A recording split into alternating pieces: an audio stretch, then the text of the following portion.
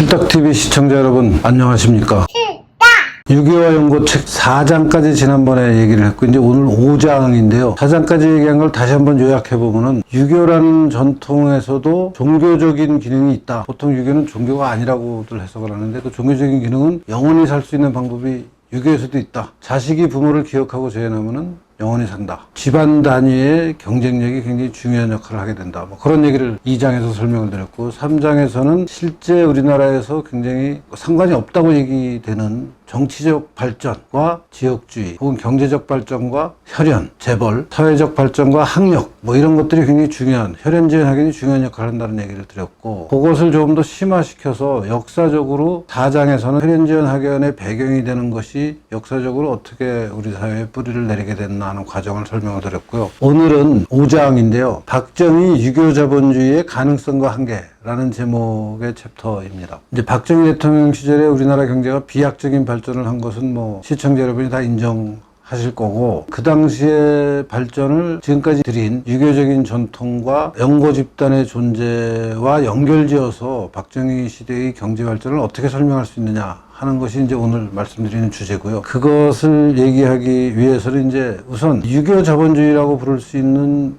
이제 아시아권의 몇 가지 나라의 사례를 좀 말씀을 드려야죠. 우리나라가 경제 발전을 엄청나게 했죠. 우리보다 빨리 한 나라가 일본이죠. 대만이 우리랑 비슷한 시기에 발전을 했고 싱가포르, 홍콩 그 다음에 이제 우리보다 좀 늦게 사회주의 체제를 채택한 나라가 시장 경제를 도입하면서 중국, 베트남이 이제 경제 발전을 엄청 하고 있어서 이걸 집단으로 다 묶으면은 어느 정도 유교적인 전통을 가진 국가들이죠. 물론 그 유교적인 전통의 강도라 그럴까요? 그런 것은 나라마다 다르고 그 나라들 중에서도 우리나라가 가장 유교적인 전통이 특히 성리학적인 전통이 강하게 남아있는 게 우리나라인데 신기하게도 그런 나라들이 전 세계를 기준으로 보면 경제 발전을 아예 제국주의 열강이 선진국인 그 나라들을 빼고 나면은 가장 성공적인 나라들이에요. 그럼 이런 나라들의 경제 발전을 어떻게 설명할 것이냐? 이런 나라들이 우리랑 비슷하게 유교적인 방식으로 살아가고 있고 이런 나라들이 또 혈연지연 학연 같은 관시 같은 것을 굉장히 중시하게 생각하는데 이런 나라들의 경제 발전을 어떻게 설명할 것이냐를 박정희 대통령 시기에 우리나라 경제의 모습과 제가 연관지으면서 좀 설명을 드리겠습니다.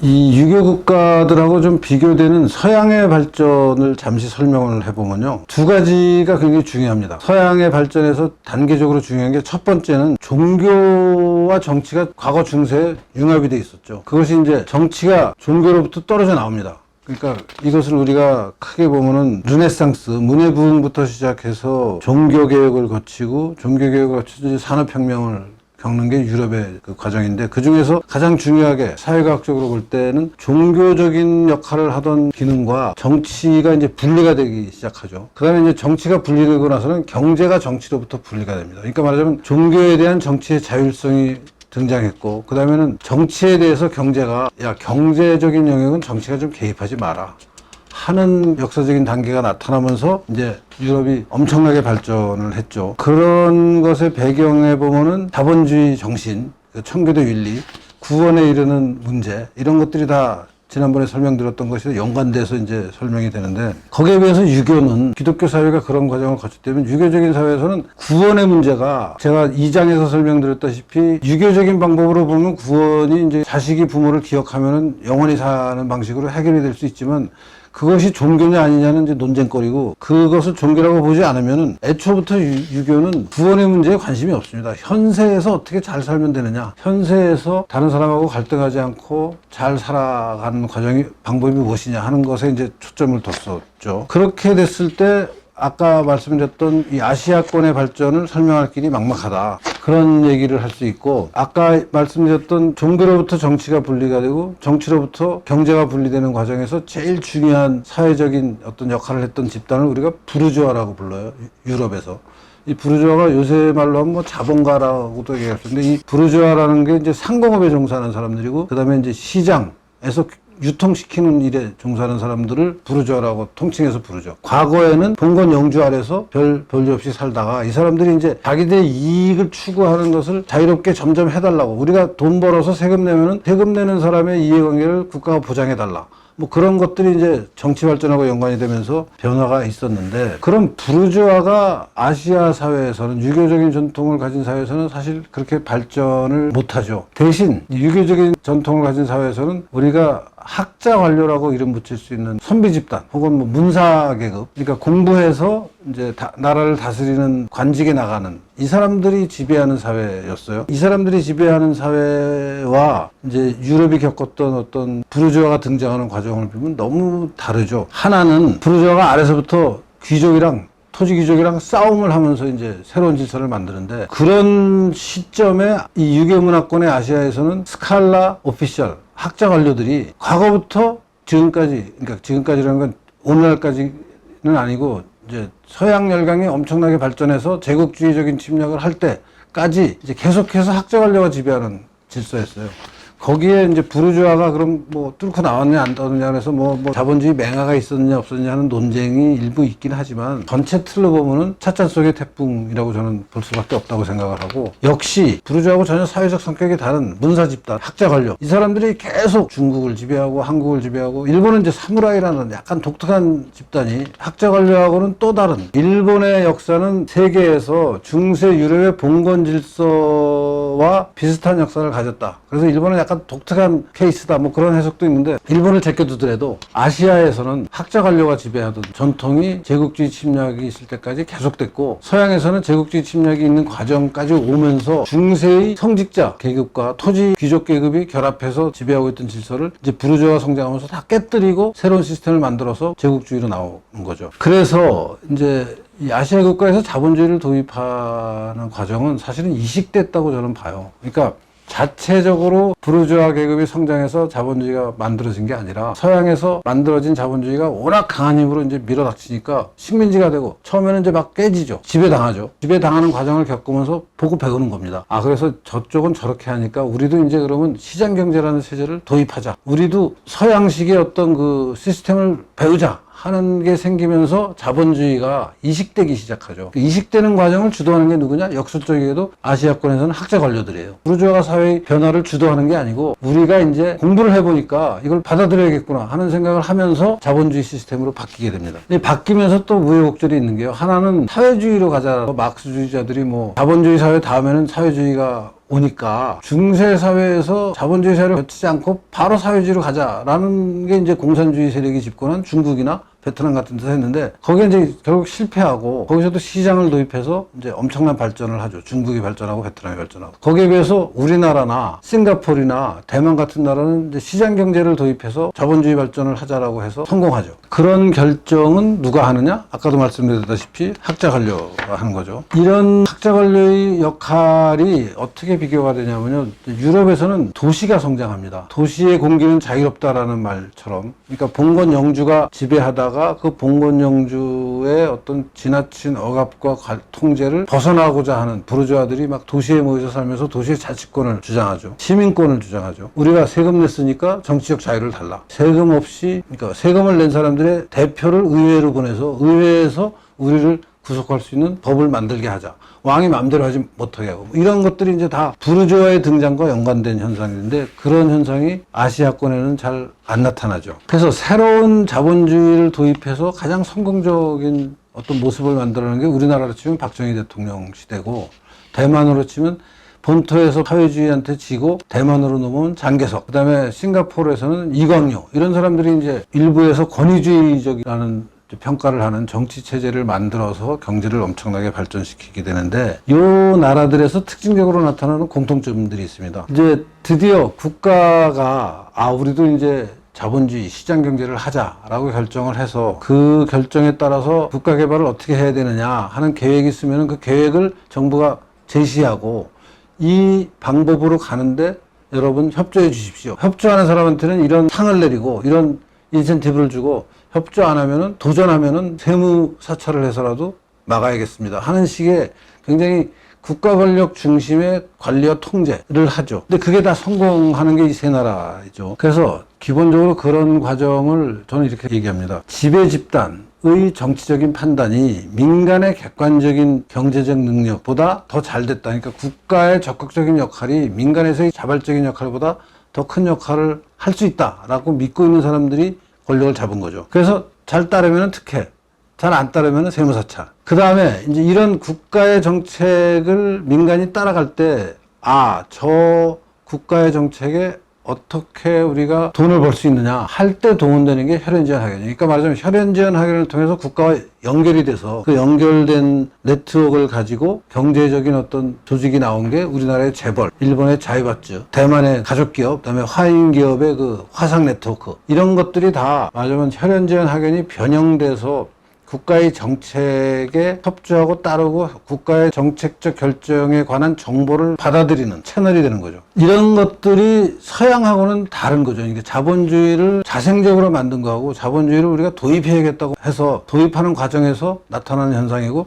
서양에서는 아예 자본주의라는 게 봉건 질서를 뚫고 올라오는 거고, 그런 것들이 굉장히 큰 차이를 만들어냈다. 그래서 결국 그런 현상을 우리가 한마디로 요약하면은 정치와 경제가 분리됐냐 유착돼 있냐 하는 거에서 아까 도입할 때 말씀드렸다시피 서양에서는 정치와 경제가 분리되는 게 이제 경제의 발전을 가져오는데, 후발 자본주의가 자본주의를 이식해서 자본주의적인 방식으로 발전하자라는 결정을 하고 나면은 정경유착, 정치적인 판단과 경제적인 판단이 굉장히 가까워지는 거죠. 이 정경유착이 어떻게 보면 정치와 경제가 같이 가는 굉장히 긍정적인 표현일 수도 있지만, 대부분의 경우는 이제 부정부패하고 연결이 돼서 막 뒷돈 주고 국가의 특혜를 독점적으로 받는 이런 것은 이제 부정적으로 얘기할 때 정경유착이라는 단어를 쓰는데, 제가 여기서 말씀드리는 거는 산업정책을 써서 국가가 경제발전을 하겠다 하는 판단을 하고 그 산업정책에 민간에서 시장에서 따라오게 해라 할 때의 어떤 긍정적인 정경유착까지도 포함해서 부정적일 수도 있어요. 그렇게 하다 보면은 부정부패로 뒷돈을 받고 특별한 정보를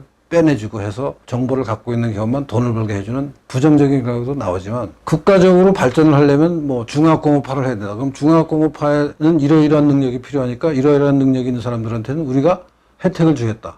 이러이러한 능력을 방해하는 세력한테는 니네 징벌을 하겠다 하는 정책을 하게 되는, 자본주의를 후발 국가가 위로부터 도입할 때 생기는 현상이 저는 정경유착이라고 보는데, 이 정경유착이 부정적으로 사회적인 낭비, 부정부패로 안 가고 그러면 어떻게 해서 30년, 40년 동안, 뭐 70년 동안 경제를 발전시키느냐.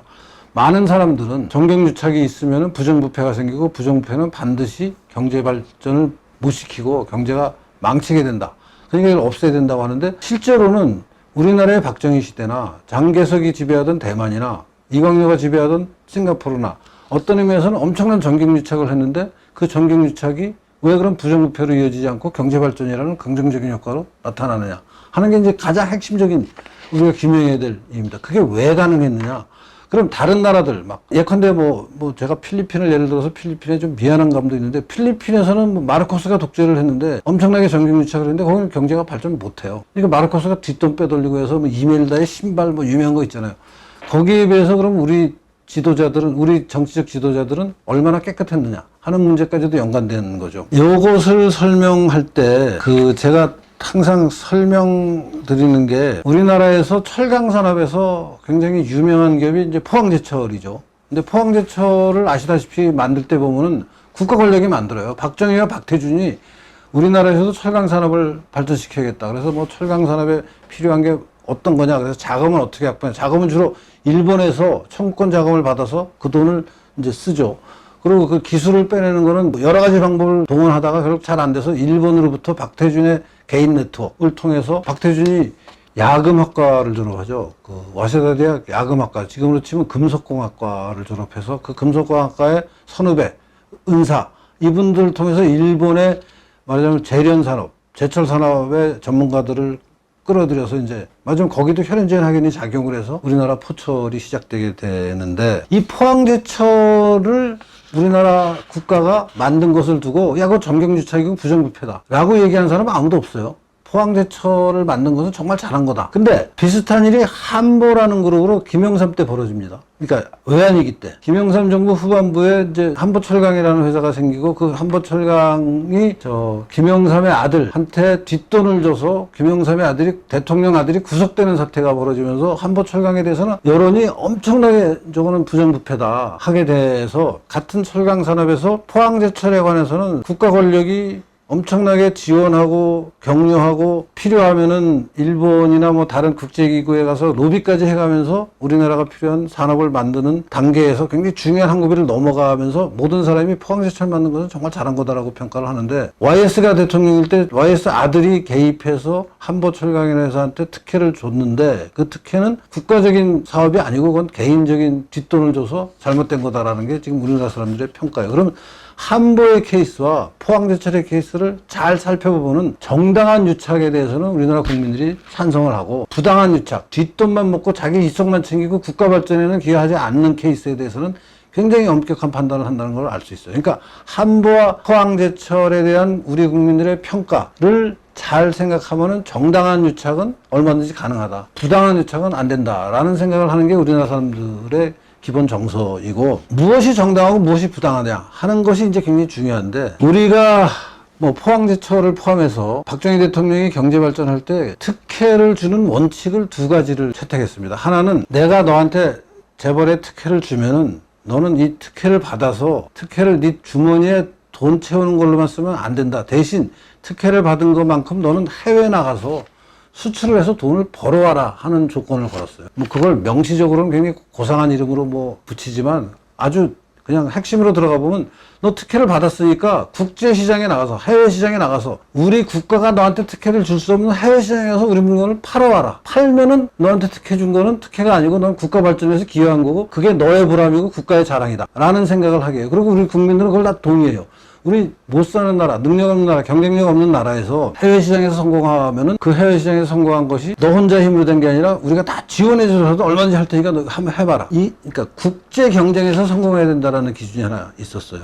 두 번째는 이제 특혜를 주면은 특혜를 받은 사람이 그 특혜에 해당되는 업적을 보여야 되는 기준을 사용했어요. 그러니까 특혜를 줬는데 생산성을 향상시키지 않고 물건을 좀 더 싸고 좋게 만들지 않고 그냥 그 특혜에 안주해서 계속해서 그냥 쉽게 돈을 벌 생각을 하면 특혜를 회수해 버렸어요. 그러니까 박정희 대통령이 우리가 경제를 어떻게 이렇게 세계적인 경제로 발전시키는데 중요한 역할을 했느냐는 것이 이 두 가지 기준을 적절히 사용했습니다. 국내에서 너한테 특혜를 줄 테니까 너 해외 시장 가서 성공해서 와라. 또 해외 시장하고 관련이 없는 기업에 대해서는 국내에서는 특혜 줬으면은 내년에 그 다음에 뭐 3년 단위로 5년 단위로 평가를 해서 너 지금 우리가 준 특혜를 가지고 회사의 오너인 너 돈만 버는 거냐, 아니면 고용을 늘려서 사회적인 기여를 하느냐, 그리고 생산성을 계속 향상시키느냐, 그거 못하면 너한테 준 특혜 회수한다 하는 기준 두 가지를 잘 활용을 했고, 그것 때문에 우리나라 경제가 굉장히 발전할 수 있었다고 생각하는데, 사람들이 해외 시장에 관한 기준을 박정희 대통령이 사용했다고 하면은 납득을 해요. 아, 그거는 그런 것 같다. 근데 국내 시장에서는 경쟁력을 잘 보여주지 않고 퍼포먼스를 보여주지 않는 기업에 대해서 퍼포먼스 없이 뒷돈을 대가지고 국가에다가 아부만 하고 맞으면 브라이버리를 하면은, 뇌물을 주면은 봐준 거 아니냐. 그래서 뭐 엄청나게 국가 관료하는 사람들이 재벌의 뒷돈을 받아가지고 자기들 뱃속을 채운 거 아니냐는 의심을 하는 사람들 많은데, 실제 데이터를 보면 안 그런 걸 확인할 수 있는 게 구체적인 데이터를 하나 보여드리겠습니다. 181페이지에 가면 표 5.1이 있어요. 100대 기업의 생존율이라고 해서 10년 단위로 1965년, 1975년, 1985년에 데이터를 쓴 건데요. 예컨대 1965년에 우리나라에서 100대 기업이 있을 수 있죠. 그러니까 65년 특정한 시점에 매출액 기준 뭐 상위 100대 기업 명단이 나올 수 있겠죠. 혹은 매출액이 아니고 뭐 순이익 기준, 뭐 기준에 따라서 이제 이런저런 그 데이터를 만들 수 있는데, 이 공병호라고 이분이 93년에 쓴 책에 보면은 100대 기업의 생존율이라고 해서 65년에 100대 기업에 속했다가 10년 후인 1975년에도 여전히 100대 기업에 남아있는 회사가 몇 개나 되느냐 하는 걸 따진 거예요. 그랬더니 65년에는 100대 기업이 있었는데 10년 후에 여전히 100대 기업이라는 카테고리에 남아있는 거는 22개밖에 없다라는 거예요. 나머지 다른 말로 하면 78개 100대 기업은 사라진 거예요. 100대 기업 안에서 물론 내려가서 200대, 300대 아래 뭐 완전히 망한 기업 기준에서 굉장히 높은 평가를 받는 기업이 그 지위를 계속 유지할 수 있느냐? 유지 못해요. 다른 말로 하면은 국가가 한번 제공한 특혜를 그 기업이 계속 유지할 수 있으면은 10년 후에도 계속 100대 기업이 있을 수 있어야죠. 근데 실제 없어요. 그 다음에 75년에 100대 기업인 게 85년, 또 10년 후에는 어떻게 되냐. 이게 75년에, 아까 65년에서 75년으로 넘어가면서 65년에 100대 기업이 75년에 22개밖에 안 남았는데 75년은 75년대로 또 100대 기업이 있을 거 아니에요? 그 100대 기업이 75년에 100대 기업 중에서 85년, 10년 후에 100대 기업이 남아있는 게 30개밖에 없어요. 나머지 70개는 또 100대 기업 명단에서 사라지는 겁니다. 다른 말로 하면은 100대 기업을 구성하는 구체적인 기업들은 계속 바뀌는 거예요. 이 말이 뭐냐? 기업에 제공한 특혜가 계속되지 않았다는 얘기예요. 특혜를 계속 주면 안 바뀌죠. 북한에서 김일성, 김정일한테 잘 보이면은 그 기업이 계속 상위 랭킹에 있고 안 바뀌죠. 근데 우리나라는 계속 바뀌어요. 바뀐다는 얘기는 국가가 기업에 특혜를 제공한 것은 사실인데 그 특혜 제공을 자동적으로 계속 보장해 줬느냐? 아니에요. 스크리닝을 해서 너 잘하냐 못하냐, 객관적으로 너 잘하고 있냐를 따져서 잘 못하고 뒷돈만 주는 기업은 제거하고 그 특혜를 회수해버리고 다시 새로운 기업한테 특혜를 줘서 해외시장 가서 싸워라. 국내 시장에서 너 열심히 해봐라. 그게 그러니까 65년에서 75년, 75년, 85년이면 박정희 전두환 시대잖아요. 이 시대의 경제가 이렇게 움직였다는 것을 확인할 수 있고요. 이것을 더 구체적으로 보여주는 게 182페이지의 표 5.2입니다. 표 5.2는 상위 10대 재벌 명단이에요. 그래서 상위 10대 재벌을 1950년대 후반의 10대 재벌, 1960년대 중반의 10대 재벌, 1970년대 중반의 10대 재벌을 리스트를 해봤어요. 그랬더니 1950년대 후반의 10대 재벌에는 삼성, 삼호, 개풍, 태한, 럭키금성, 동양, 극동, 한국유리, 독립, 태창 이렇게 10대 재벌이 있는데 이 재벌들 중에 여러분 이름을 알아들을 수 있는 재벌이 몇 개나 돼요? 지금 젊은 사람들은 삼성 알아듣겠죠? 삼호? 이런 기업이 있었나? 개풍? 이런 기업이 있었나? 태한? 이런 기업이 있었나? 럭키금성. 아, 럭키금성에서 LG야. 그럼 LG가 옛날에 럭키금성이라고 그랬대. 알겠죠? 동양이라는 기업이 있었나? 극동? 듣도 보도 못한 기업인데 한국유리? 독립? 태창? 말하자면 50년대 후반의 10대 재벌 중에 지금도 알아볼 수 있는 건 두 개밖에 없어요. 삼성하고 LG밖에 없어요. 60년대 중반의 10대 기업, 10대 재벌을 보면은 삼성, 삼호, 럭키금성, 태한, 개풍, 삼양, 쌍용, 화신, 판본, 동양 역시 알 수 있는 기업이 몇 개 없어요. 70년대로 가면은 이제 지금 좀 아는 기업들이 나오기 시작하죠. 삼성, 럭키금성, 현대, 한진, 쌍용, 선경, 한국화약, 대농, 동화, 한일합성. 이 기업들은 한 7, 8개는 아마 알 겁니다. 잘 모르는 기업도 여전히 좀 있기는 하지만 다른 말로 하면은 재벌 그룹에도 아까는 100대 기업이었는데 이걸 재벌 단위로 봐도 50년대 재벌, 60년대 재벌, 70년대 재벌이 굉장히 부침이 심해요. 다른 말로 하면 50년대 재벌이 그 당시 정부의 특혜를 받았다고 해서 60년대 재벌로 계속 유지될 수 있느냐? 유지 안 돼요. 60년대 재벌이 70년대 재벌로 계속 유지가 되느냐? 안 돼요. 계속 바뀝니다. 다른 말로 하면 특혜를 고정적으로 주지 않아요. 고정적으로 준 것은 부정부패로 연결이 되기 쉽죠. 뒷돈 계속 주면서 우리 특혜 계속 주세요 해서 계속 유착이 된 걸로 사람들이 생각을 많이 오해를 하지만 실제는 그렇지 않았다는 거예요. 그러니까 다른 말로 하면 재벌의 순위가 이렇게 부침이 심하게 경쟁이 심했어요. 재벌들 간에 엄청나게 경쟁을 했고 그것은 이렇게 결과적으로 이런 부침이 보이는 것은 한 번 받은 특혜를 영원한 특혜로 기업이 못 만들었어요. 정부가 계속 감시하면서 제대로 했냐 안 했냐. 해외 시장에서 너 수출 제대로 해? 우리가 특혜 준 것만큼 수출했어? 또 국내 시장에서 너 경쟁력 있게 물건을 싸고 질 좋게 만들어? 이거를 따지면서 경제를 관리 감독했기 때문에 결과적으로 기업의 구성에서 엄청난 부침이 있는 거고 구성하는 기업의 이름이 계속 바뀌는 거예요. 이렇게 보면은 일부 아주 우리나라를 증오하는 사람들이 한국의 국가는 뭐 재벌에 특혜 주고 재벌로부터 뒷돈을 받아서 그 재벌이 영원토록 해먹는다. 삼성을 보면 뭐 얼핏 그런 생각이 들지도 몰라요. 삼성은 그 경쟁에서 지금 50년대부터 살아남았고 LG도 살아남았고 나머지 기업 심지어 대우도 김대중 정부 들어오기 전까지는 대우도 4대 재벌에 들어갔는데 대우가 해체가 됐잖아요. 외환위기 때. 재벌도 계속 부침이 엄청나게 심하고 그 부침이 심한 것은 맞으면 국가가 특혜를 뒷돈 받고 주지 않았다라는 증거로 삼을 수 있다는 거예요. 그러니까 재벌 전체를 놓고 보면은 각각의 시기에 국가가 지원을 많이 해줘요. 재벌 전체에 대해서. 왜냐하면은 경제가 살아야 거기 취직을 해서 사람들이 먹고 사니까. 근데 재벌 전체를 보는데 재벌 기업 하나하나로 보면 재벌 기업 하나하나에 계속해서 지원을 했냐? 그게 아니에요.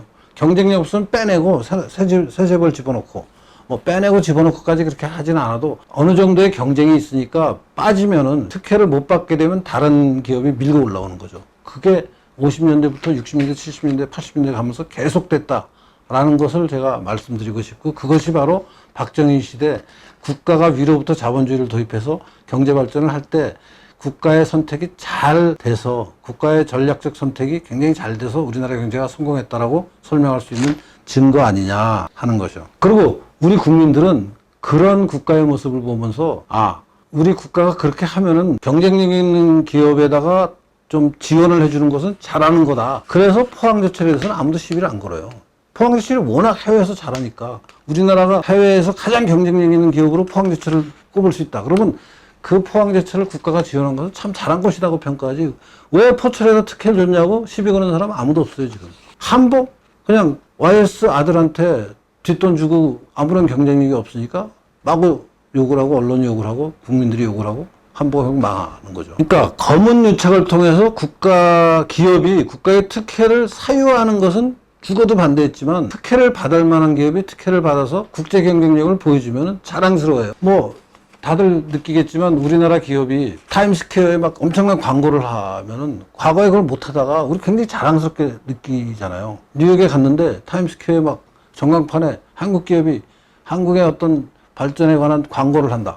아, 그럼 우리 기업도 정말 세계적인 기업이 됐구나 하는 생각을 하지, 저거 특혜를 받아가지고 저거 돈을 함부로 쓰고 있구나 이렇게 욕 안 하더라고요. 그러니까 그런 면에서 보면 굉장히 박정희 대통령이 경제를 발전시키자, 이제 우리도 시장 경제를 하자, 자본주의를 하자 했을 때 서양식의 발전하고는 패턴이 다르지만, 후진국이 선진국으로 가는데 필요한 전략을 잘 짰고, 그 전략을 자기 개인적인 사사로운 이익을 위해서 막 뒷돈 받으면서, 그 제3세계 독재자들이 권력을 잡고 나면 뒷돈 받다가 망하잖아요. 다 자기 국민들은 안 챙기고, 자기 경제는 안 챙기고, 자기 뒷돈 받다가 망하는 그런 패턴이 아니었기 때문에 우리나라 경제가 발전할 수 있었다. 이것을 저는 그래서 전체적으로 이게 한국적 특징이고, 이것을 어떻게 유교적인 자본주의로 카테고라이즈 할 수 없을까 하는 생각을 해서 이름을 유교 자본주의라고 이 챕터의 제목을 붙였습니다. 그러니까 전통적인 서양식 자본주의 발전하고는 전혀 다르다. 국가가 주도한다. 국가가 주도해서 이것을 굉장히 객관적으로 국민들이 납득할 수 있게 특혜를 주기도 하고 뺏기도 하고 하는 것을 어떻게 평가할 것이냐? 유교 자본주의, 유교적인 학자 관료가 국가를 운영할 때의 모습과 비슷하게, 이것은 서양의 부르주아가 밑에서부터 뚫고 올라오면서 자본주의를 만든 게 아니라, 조선시대에는 자본주의 개념이 없고 시장경제 개념이 없으니까 이제 아예 그런 게 없다가, 조선이 망하고 일제 식민지를 거치면서 자본주의라는 게 이런 거구나를 알게 되고, 우리 손으로 뭔가를 할 때 이승만 시기를 거쳐서 박정희 시기에 오면은 박정희 대통령이, 야, 우리도 좀 서양같이 살아보자. 그러면 어떻게 해야 되는데, 과거의 유산을 물려받은 학자 관료가 당시 국가를 상대로 했던 그런 역할, 우리가 국가 전체의 경영을 책임진다. 다만 자본주의적인 방식으로, 시장경제의 방식으로. 그래서 기업을 지원하고, 그 지원 받은 기업이 국제 경쟁 가서 능력을 보여줘라. 마치 이것은요, 이런 것 같아요. 여유가 있는 부모가 자식한테 돈을 막 쓰면서 공부를 시킵니다. 가외도 시키고 학원도 다니게 하고. 그래서 그 자식이 그걸 잘 받아들여서 좋은 대학에 가면은 아깝지가 않아요. 해피해요. 자식이 그걸 안 받아들이면 막 뭐라 그러죠. 그거랑 똑같아요. 돈을 썼는데 그 돈 쓴 효과가 객관적으로 능력을 발휘하면은 그거는 정당하다. 그거 쓸만한 거다. 능력도 없는 자식한테 막 가외를 억지로 시켜서 막 돈 낭비하고 하면 막 아깝잖아요. 그거 낭비하는 거죠. 그런 거하고 비슷하게 우리나라 국가가 경제를 잘 살렸다. 그러니까 저는 일부에서 우리나라가 시장 경제의 고전적인 길을 따라서 발전했다고 하는 사람이 일부 있긴 있어요. 근데 저는 그건 너무 말이 안 되는 생각이라고 생각하고, 말이 안 되고, 우리는 시장이 유럽같이 자생적으로 생긴 게 아니고, 배워서 서양이 그걸 엄청나게 발전시켜서 제국주의의 침략을 받아서 식민지로 전락하면서까지 배우게 됐어요.